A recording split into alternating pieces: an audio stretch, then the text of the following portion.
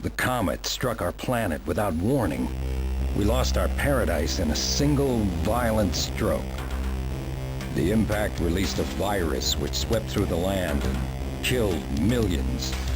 They turned out to be the lucky ones.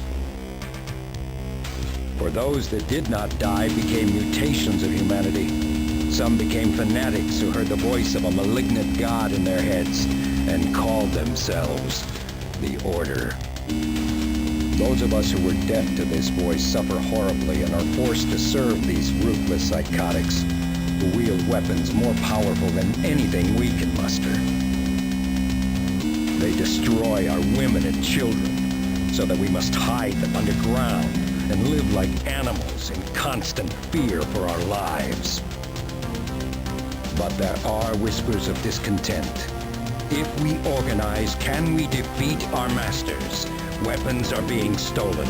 Soldiers are being trained. A movement is born. Born of lifelong strife.